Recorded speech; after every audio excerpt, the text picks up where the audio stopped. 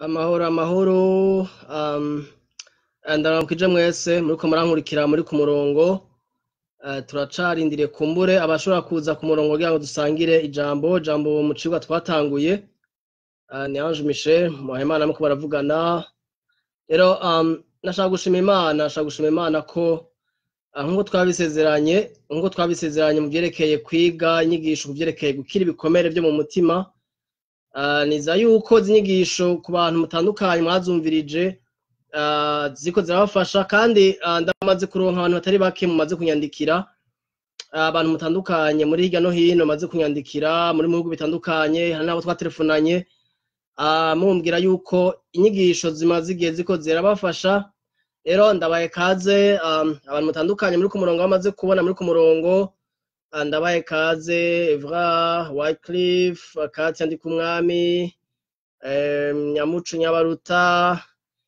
Nancy Klein. I'm so sorry for you because you cannot understand what I'm saying. I'm using my language, Kirundi.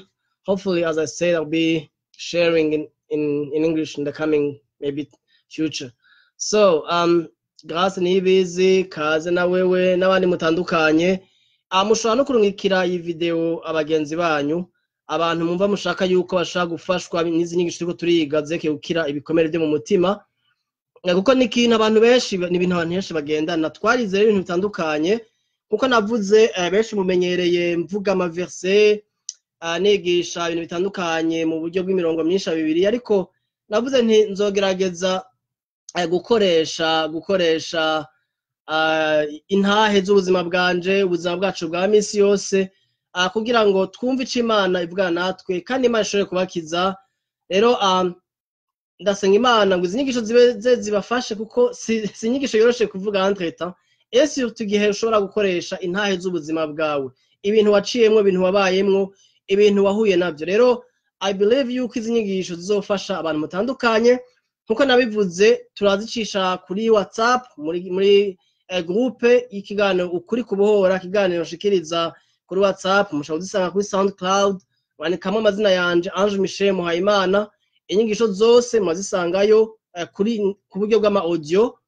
n'abashaka kumbura kwa kuronka inyigisho zitandukanye twiga kuri WhatsApp mu kiganiro kuri kubohora namwe yebwe murahawe kaze kugira ngo dushobore gusangira inyigisho chaque jour ku matema atandukanye rero ndabaye kaze Mike Peira ndabaye kaze mwese nkuko navuze mumfasha gutanga iyi nyigisho kurungikira iyi link canke lien urungikira abantu batandukanye kugira ngo nabo bashobore baze kwiga Dani karibu Dani n'abandi mutandukanye twacarindira abantu batandukanye kugira ngo dushobore gutangurira hamwe twese rero kaze mwese dusangira ijambo rero twarize ubwoko bushika butanu bw'ibikomere twavuze muri introduction cyangwa mu ntangamarara aho twavuze ingene abantu bakomeretswa n'igikomere cyo kuba baratawe l'abandon mu gifaransa ca kabiri ni le rejet ca gatatu ni la trahison canke le rejet ni gutabwa la trahison ni guhemukirwa ica kane l'humiliation canke gusuzugurwa kumaramazwa gutezwa isoni ca gatanu naco ni l'injustice canke kurenganywa akarenganywa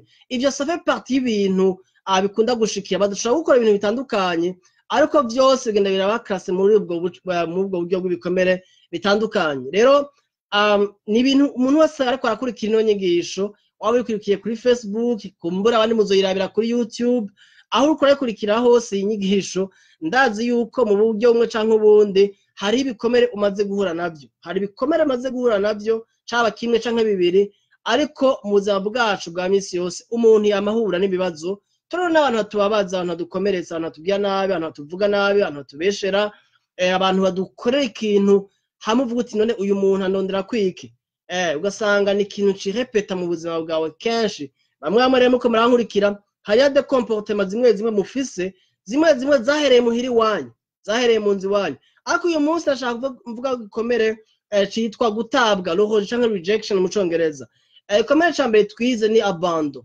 canke gutabwa abandon na rejet ni ibikomere bisa n'ibigendana bisa n'ivyinjanamo rero umuntu yaba yabandone kenshi ababaye na rejet abatawe uyu munsi ndashaka tubanze dusome ijambo ry'Imana muri Jeremiya canke Yeremiya mu Kirundi ndaza gukoresha Bibiliya y'Ikirundi n'igifaransa kumbure kuba ashobora kumva indimi zibiri zitandukanye mushobora gusoma izo verset ni verset imwe ntonya iri muri Jeremie 30 verset 17 haravuga ngo ariko nzosubira kugukomeza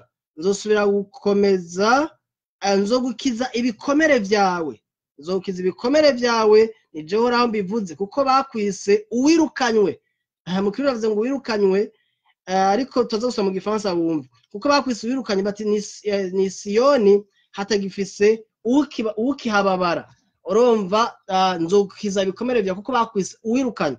Reka dusome mu Gifaransa haravuga ngo mais je te guérirai et je penserai tes plaies, dit l'Éternel, car il t'appelle la repoussée ou bien la rejetée. Umuntu yabaye repoussé yatawe. Cette Sion dont nul ne prend souci. Umvereza nzokiza ibikomere vyawe, je te guérirai tes plaies et je les penserai. Imva Imana igikuba cyayo twarabisomye, umugambi w'Imana nuko ishaka kubanza gukiza ibikomere mu mitima y'iwacu.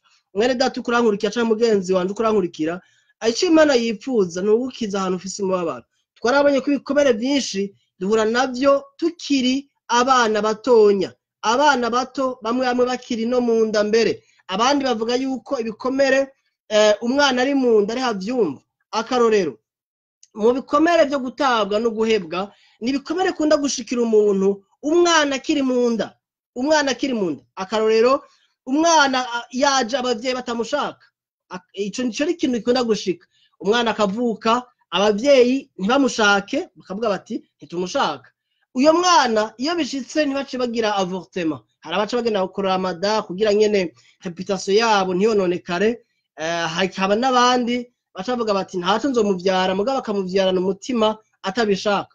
Uyo mwana ari iyo sentiment y'abavyeyi yuko batamushaka arayumva akiri mu nda. Psychologue barabivuga yuko ico kintu umwana ashobora kucumva, kandi igihe avutse yamaze gukura aragira amakomportement amwe nzoyavuga ko ingene bigenda ngene umwaca yitwara amaze gukura. Rero kumbura kurankurikira ushobora kuba wavutse muri ubwo buryo batagushaka abavyeyi bawe, abavyeyi batagushaka. Rero Imana ishaka gukorera nuko ishaka gukiza, nuko ishaka kugukiza ako kantu ko umengo ntiwemewe, umengo ntukunzwe. Ica kabiri ni ikintu cuko umwana akurikizwa n'ingoga. Murabona ndiko ndahera ndiko mpera mu nda, umwana yavutse hanyuma canke ntibamushatse, hanyuma ica kabiri umwana yavutse akimara amezi makenya baci bamukurikiza n'ingoga. So ujaje yihuta bakidoga.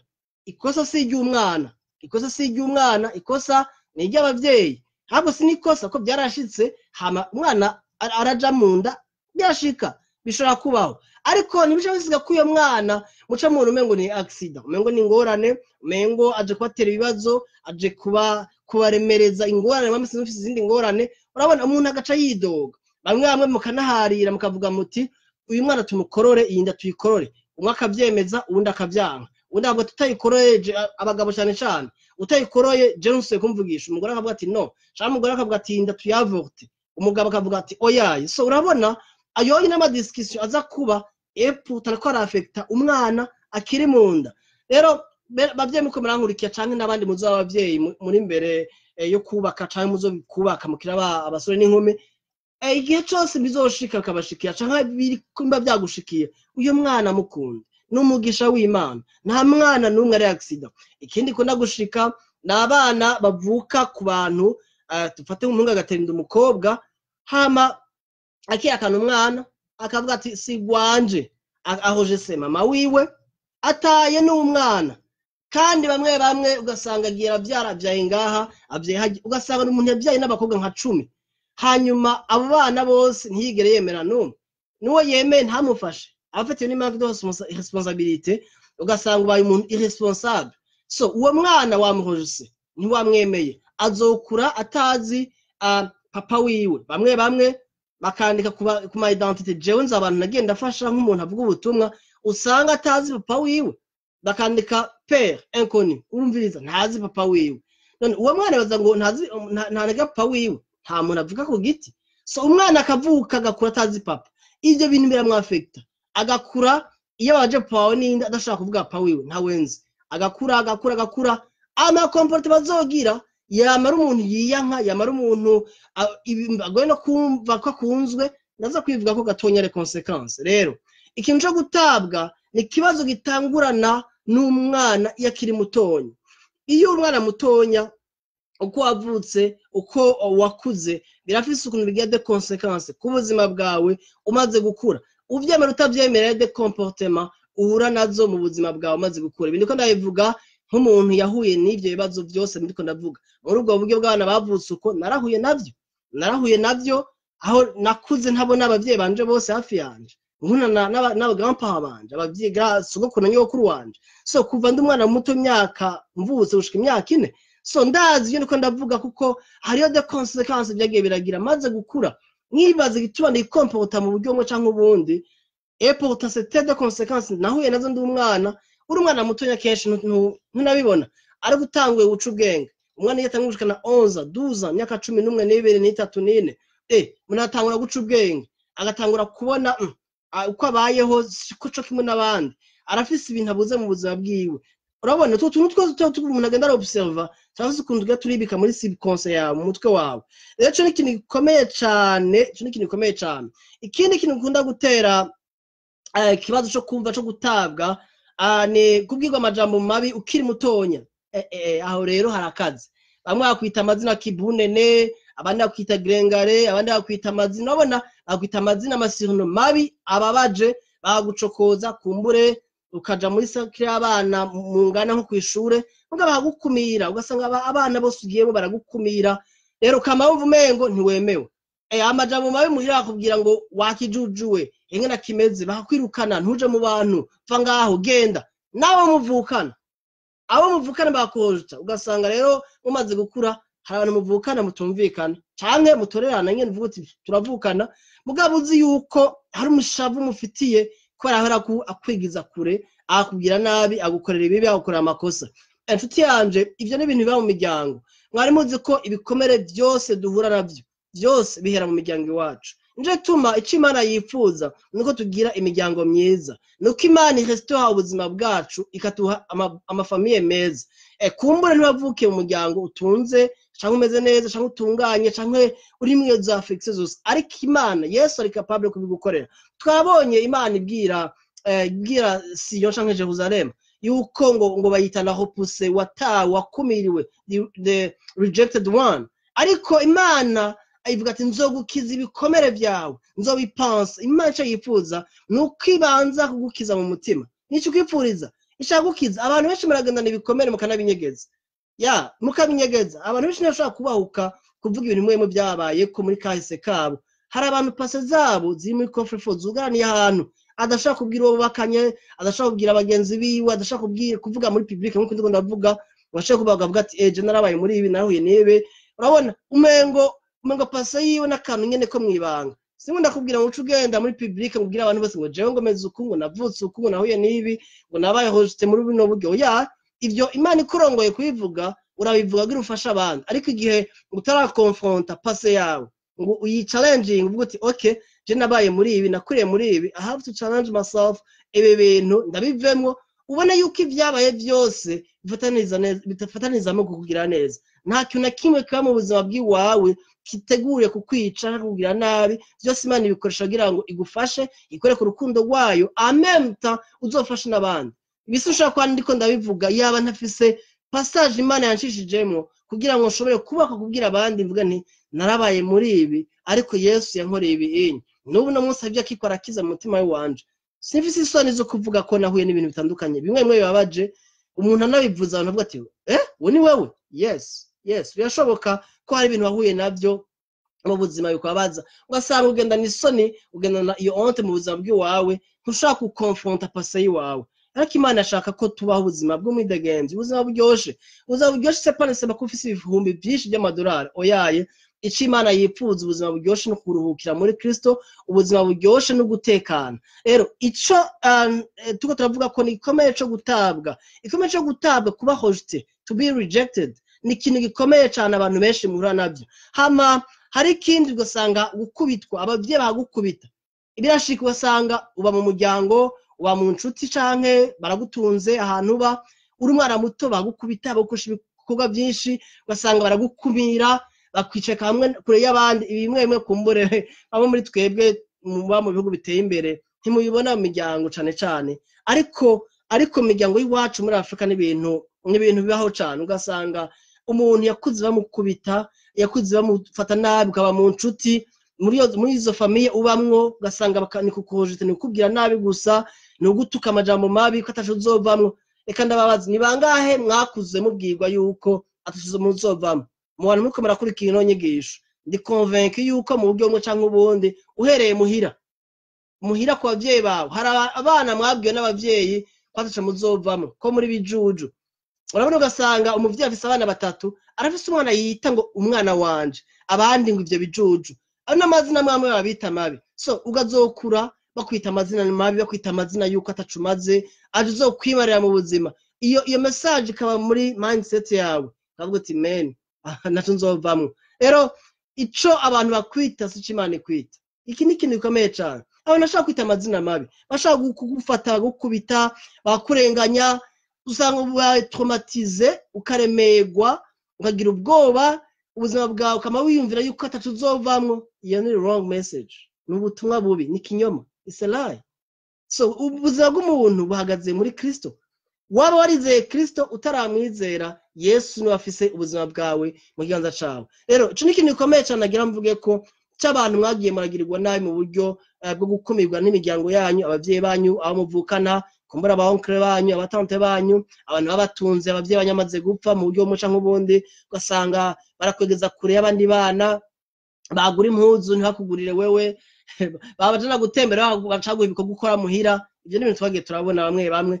so ugasanga umuntu ari muri ubwo ubuzima bubishe ubuzima butaryoshe ubuzima bwo kumva umengo uri ahantu wewe utandukanye n'abandi bantu umeze nk'abandi bantu rero umuntu ashobora kuba yarakijijwe warakiriye Yesu umwami n'umukiza warashaka urumuvuga butumwa warashaka usengera abagwayi bagakira warashaka umugani waravuga mu ndimi usamba sinzi ibintu Imana gukoresha bikomeye epo utama mutima akana ka rejection kakiri muri wewe ibi niko ndabikubwira kuko ni ibintu nabayemo ni ibintu naciyemo mu buzima bw'iwanje aho usanga umenga uguma wike ko abantu bose agira gukorera ibibi kwera wakorewe bibi uri umwana uko ravuka uko rakura nimba bamwe mwakuranye n'abamahatwe banyu abo bita mu kirundi ngo mukada cyangwa mukaso ugasanga ukoreye ibibi aragufashe mu buryo bubi buteye n'isoni ntonavuga ugasanga rero birakwaflexe mu buzima bw'iwawe ugenda urakura ugashika hana tamuntu wumva umenga aragukunda none inkuru nziza ndagufitiye nimwe Yesu nuko agukunda bere tubwira neza yuko Imana dukunze tukira abanyabyaha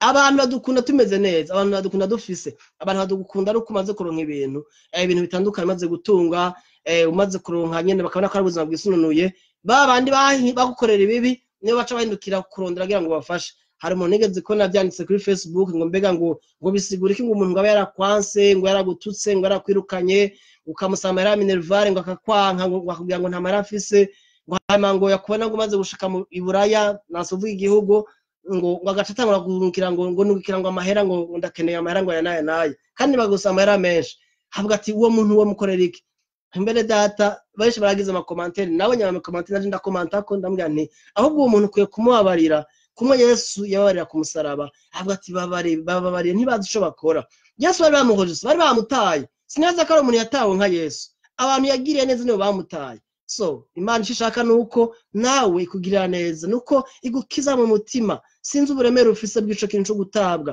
hama ikindi cyo gutabwa ni nk'abantu mwafashwe ku nguvu n'umuntu wari wizeye canke inshuti aha ndiko ndabivuga mu miryango hari abantu mwafashwe ku nguvu mwabaye violé asita abakobwa les filles bamwe muri n'abagore ariko mubigira mu kirundi cyo bita akanywa ababo mubigira akantu kibanga murabinyegeza bamwe muri n'abahungu canke abagabo muri kumara ko kino nyigisho mwafashe ku nguvu bashiki banyu abakuzine banyu bamwe n'abayaya babi wanyu abandi n'abantu mwakoreye bibi kumbura hamwari mu gihe c'intambara mu bihugu bitandukanye mwari murimo ivyo ni ibintu bibaho mu buzima cane ugasanga wafashe ku nguvu umuntu hama uwo muntu ugacunda muhojita bamwe mukabatera ubwoba abandi mukamwaratewe ubwoba bikaremera ubuzima bwanyu nta kintu kibabaje gukorerwa ikibi n'umuntu wari wizeye bamwe n'abavyeyi nako ndabivuga ibintu nduko ndabivuga bamwe mwumva umengo ivyo karavuga eske birabaho uzi ko ari abakobwa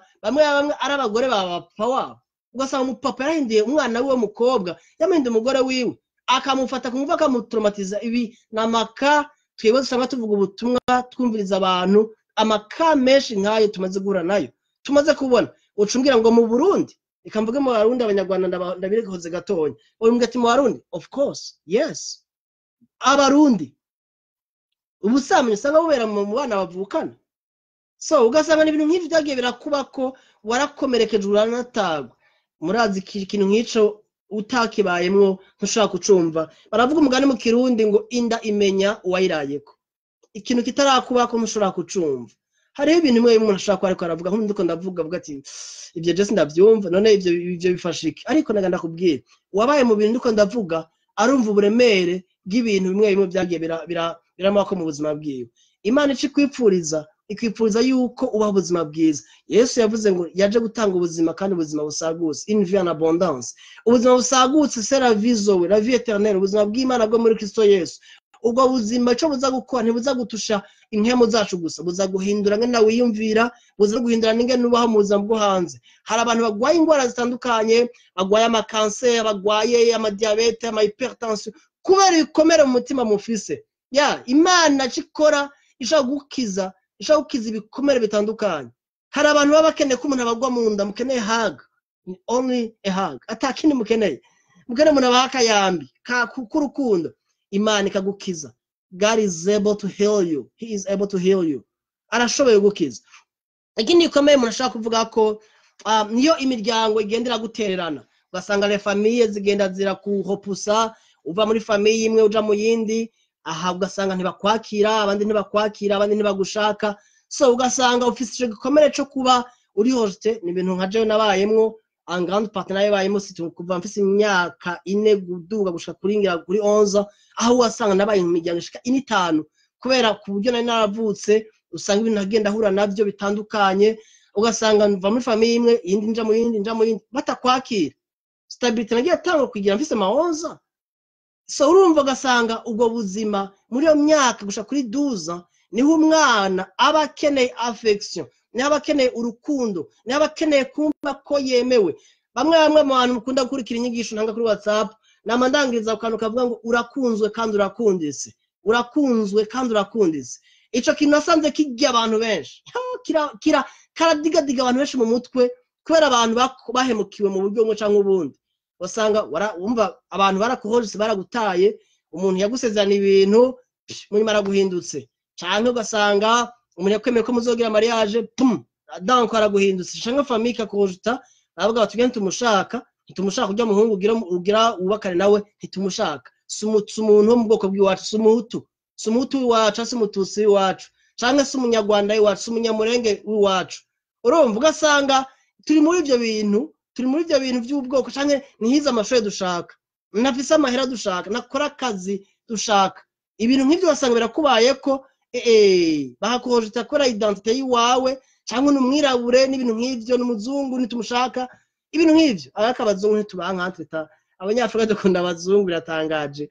Ngaho ari umuzungu akubititse sifiko aba yera gusa ku rukoba nega amadolari gara amayero amapound, tubona yuko umuzungu wese atunze putasefo.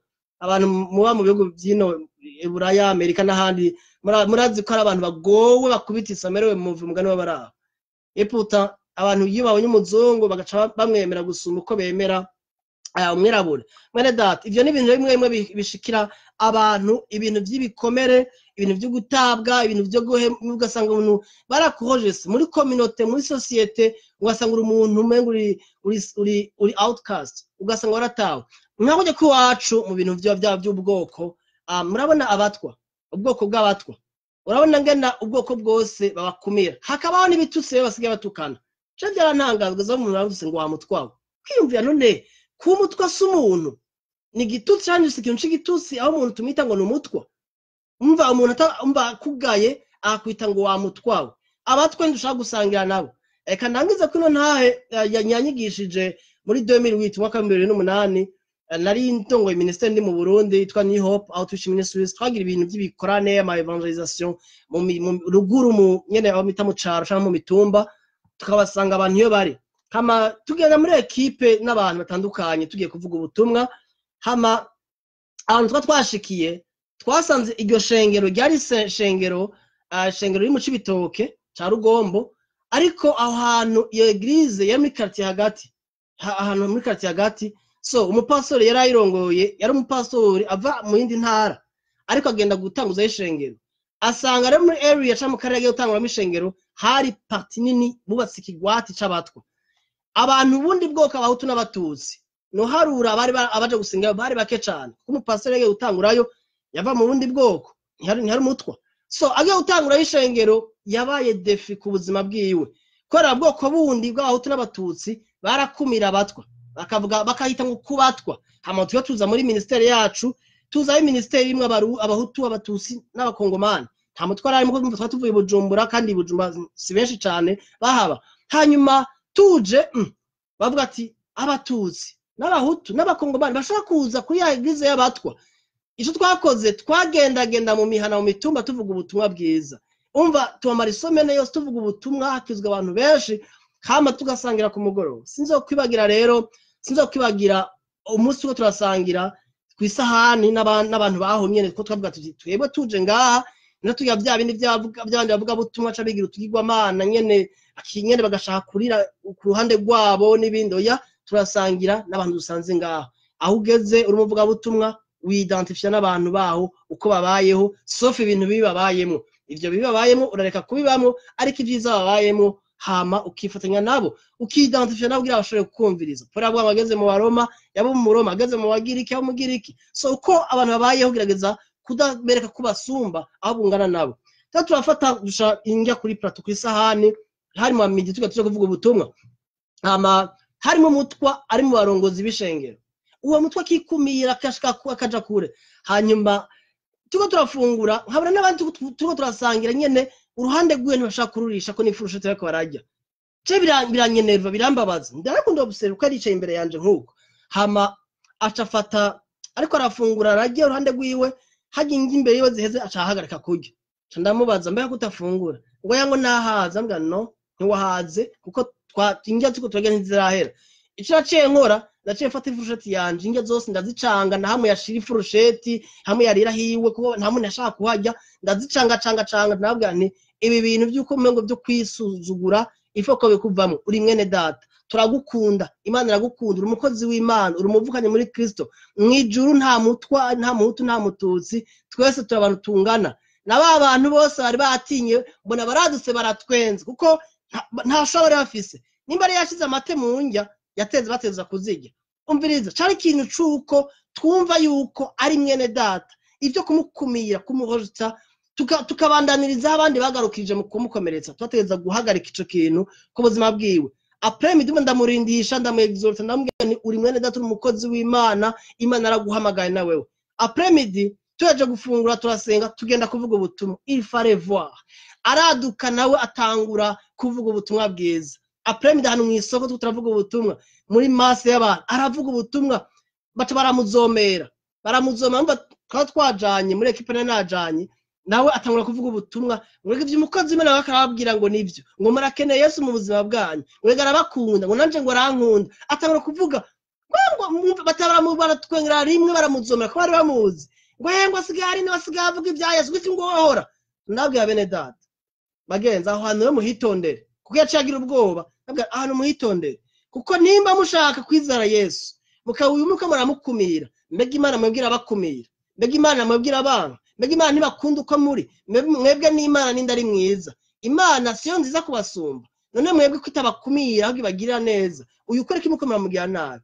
Iciba umwanya mwiza uko abantu batangura kwiyumvira, nimba bobo bakwakumira uwo muntu, Imana yoyo imuyumvira gute? Mbega Imana yo iramwanka? Mbega mwebwe kwibakunda kandi muri abantu babi kwitabanka? Tureke uyu muntu hari umuntu nka twebwe. Ubu mwanya mwiza ko abantu bizera uyo mugabo ava akomejwe anezerewe, duse gusanga ntiyasuye kwisuzugura.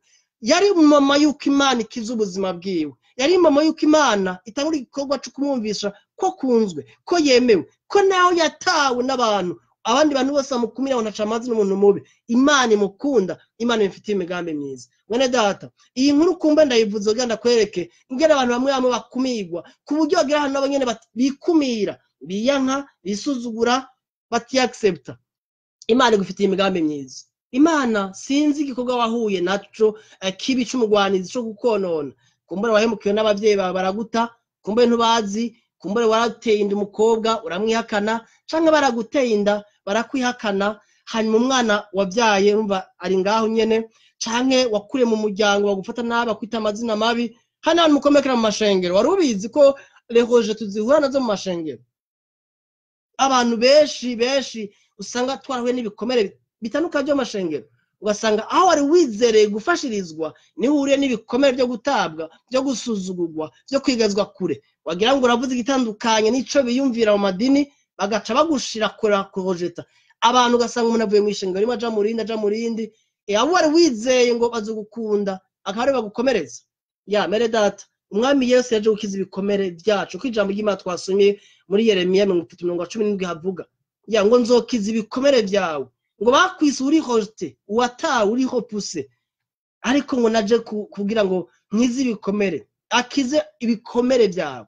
Ubu ni ubutumwa bwiza rero bushaka kugira yuko Imana naho waratawe, sinzi urugeze rwo gutabwa ugezeko, ariko umwami Yesu ari capable ku restaurer ubuzima bwawe, ari capable yo gusubiza amahoro n'umunezero. Hari abantu muyumvira kwiyahura, hari abantu muyumvira kugirwa nabi, hari n'abandi mwahemukiwe nabo mwari mubakanye. Ro divorce nani bagiye ukivuga divorce kwa ukana, umuntu akojita waramuhaye umutima wawe, waramuhaye ibyawe byose, umuha n'umubiri wawe, ukiye mwubakanye n'umuntu muhinduka umubiri umwe, ariko danko akubwira ati sinkigushaka, sinkugukunda, akabona kuri mubi, akabona kutabereye, agahitana uwundi, hanyuma danko akubwira ati sinkigushaka, genda.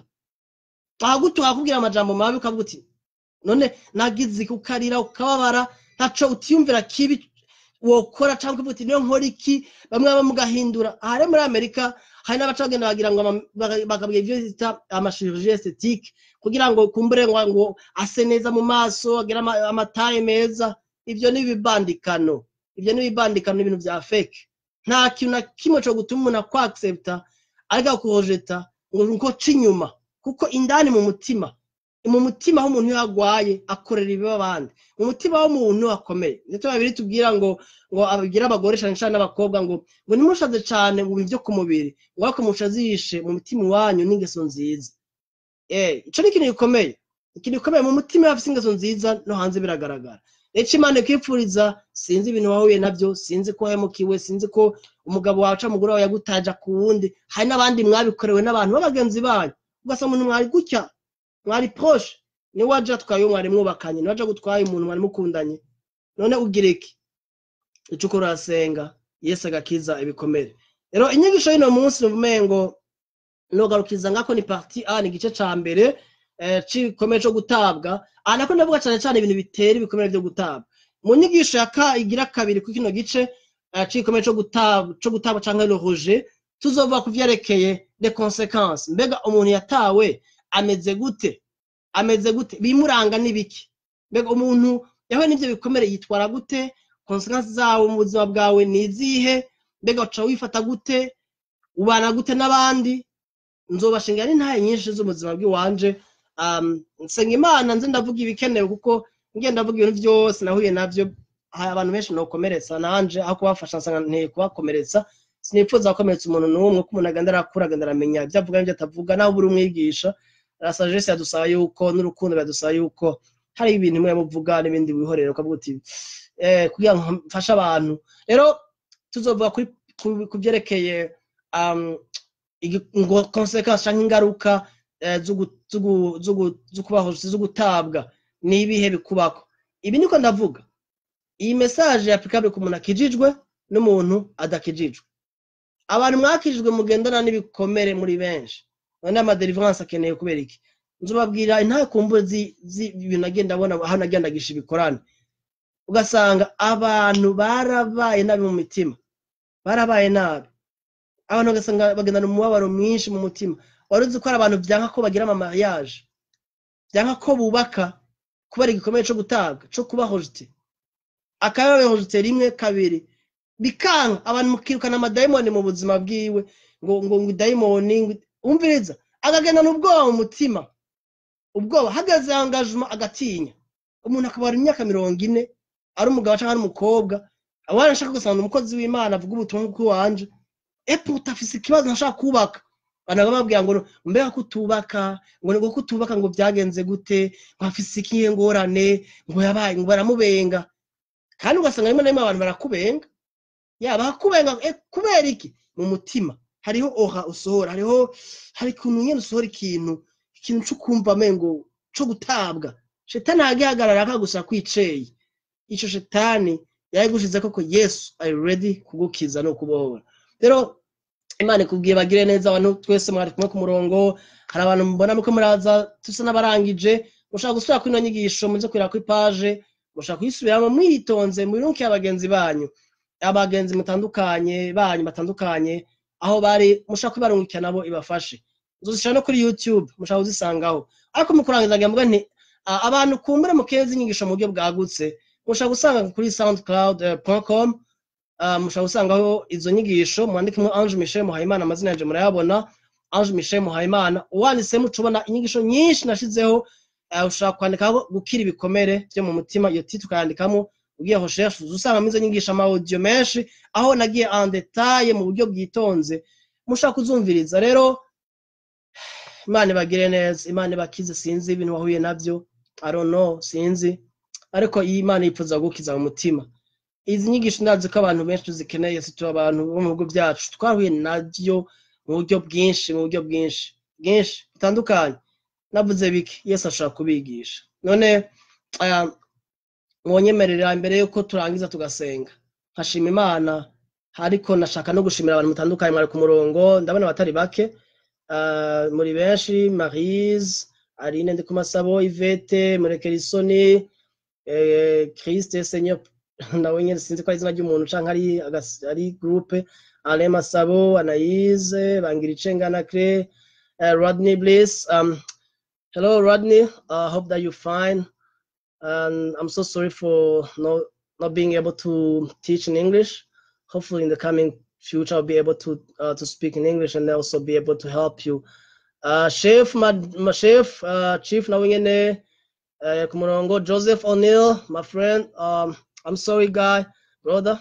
I'm so sorry for not being able to teach in English. Hopefully, I will be able also to help you in the coming future. I was talking about emotional wounds, how most of us, we are wounded. We have issues in our hearts, especially about rejection, how we've been rejected in our families, and we struggle in life because of rejection.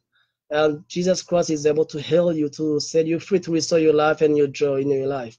So hopefully I'll be sharing in English in the coming months or so. Hervé, Harerimana, Nyiramatungo Immaculée, Ingrid, Nina Muhunga, Mark Dean, Dani Ninganza, Mike, Peila, Grace Nibizi, Nancy Klein, Katia Ndikumwami, Nyamacho, Nyabaruta, Nyamucho, Evra Landry, Wycliffe Jean, n'abandi mutandukanye, Margaret Muregwa, Ntwara Bakiga Anastasie Anna, n'abandi mutandukanye mwari ku murongo. Imana bagire neza. Sinzi ko monyemerera tugafashanya tugasenga. Sinipfuza ko izinyisho nozigisha gusa tugahereza gusa mu kuvuga twipfuza ko dusengera abantu. Shaka kuvuga ngo uvuge abantu mufise ibikomere ngo mubyandike oyaye. Abakeneye gufashwa mu bundi buryo mushaka kunyandikira muri boîte yanje kuri Facebook cyangwa kanyandika nimero yanyu tukomeza tukavugana ari mukeneye inyigisho kuri WhatsApp mushaka kuzibarungikira zibafashe muzifashe n'abagenzi banyu kuko ndiza yuko zinyigisho Imana yaziteguye ko tuzitanga muri kino gihe kubw'intumbero kanaka kuko ndamaze kuronka abantu mutandukanye mwakurikira inyigisho za mbere abandi mwamamagaye bigaragaza yuko ziko zirafasha kandi sepanesema abantu babakijwe gusa cabizeye byo gukizwa ariko nasanze abantu benshi bagendana imibabaro mu mitima kandi bakeneye kubikira. Yesu rero abagendere kadusenga. Mwami ndagushimira urakoze reka Mana aya majambo afasha umuntu wese akarayumviriza kugira umuntu wese neza mane kuno murongo abantu bakarakurikira zino nyigisho Mwami. Sinzi mwese ahagwa sinzi mwese afise ibibazo sinzi uburemere uko bungana bwikomere yahuye naco caba ico navuze ngo no muco gutabwa cahoje canke ikindi cyose novuga Mwami ubagendere ubakize imitima yabo Mwami uyigendere wewe ni waje gusuka amazi y'ubwo mu mitima yacu kugira ngo twidegemvye warabinkoreye uracabinkorera kandi senge umuntu wese mwami aza kumviza ino nyigisho canke ko arayumviriza ku murongo kuri Facebook umugire neza mana n'abazozumviriza mu bundi buryo haba kuri YouTube canke ahandi bana abanyezubakize wabuhore waduhamagara umwidegenzi urakoze mu izina rya Yesu amen. Rero mwese murakoze abari ku murongo inyigisho yasa niyabaye ndende ariko biba bikenewe rimwe na rimwe ko tuvuga umwanya wiyaguye kugira ngo inyigisho ntibe kano kagufi. Mugirirwe neza abari ku murango mu bigo bitandukanye muri ku murango mugire umunsi mwiza abaja ku masengero gusenga mugirirwe neza abandi bamwe bamwe ngaha turi mu majoro tugaje kuryama namwe abari mwijoro amuherereye mugijoro ryiza umwami Yesu arabagendere abanezereze muri vyose mwarahezagiwe mwibuke ko mukunzwe kandi mukunzi nibaza ko atababaza aho kantu mwebwe murakunzwe kandi murakundise bye.